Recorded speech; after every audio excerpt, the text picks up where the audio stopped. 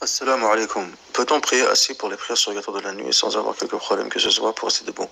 Si oui, quelles sont les conditions, les mérites? Sont-ils diminués en la faisant ainsi? Barakallahu fiikum. Wa alaykum assalam wa rahmatullahi wa barakatuh. Naam, hadith du prophète sallallahu alayhi wa sallam fi Muslim. Hadith authentique rapporté par Muslim.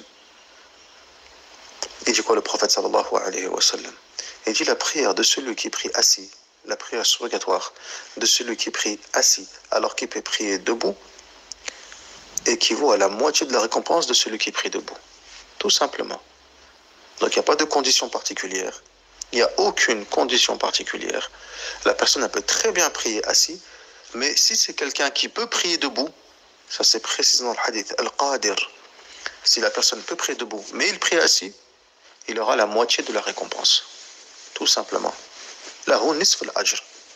Comme dans le hadith, comme قال النبي صلى الله عليه وسلم. Donc pas de condition particulière.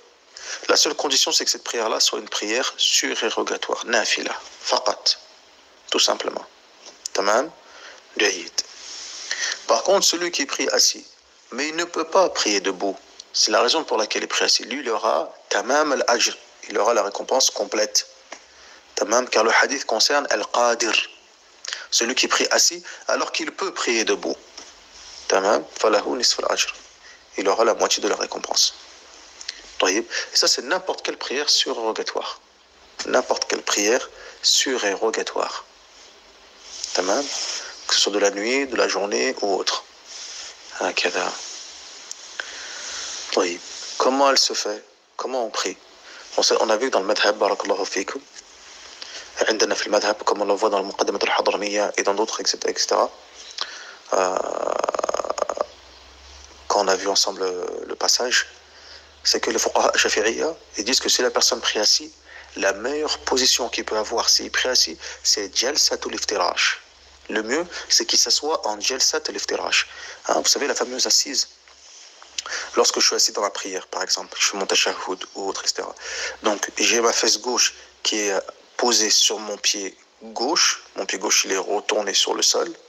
Il est à plat plutôt, il est à plat sur le sol. Et j'ai mon pied droit qui est retourné, les doigts de pied, direction de la qibla. On appelle ça jalsatul iftirash. Ils disent les fuqaha, si je prie assis, le mieux c'est de prier comme ça. Pourquoi? Parce que c'est une position qui est présente dans la salat.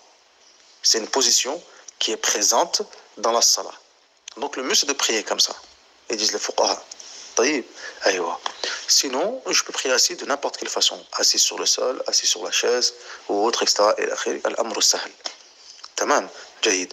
Comment je fais mon recours? Comment je fais mon sujoud? On fait ce qu'on appelle al-ima, yumi. Donc je mime mon sujoud, je mime mon recours. Donc lorsque je fais un recours, je baisse légèrement la tête. Et lorsque je fais un sujoud, je baisse la tête encore un peu plus. Tamam, pour marquer la différence. Tout simplement, faqat.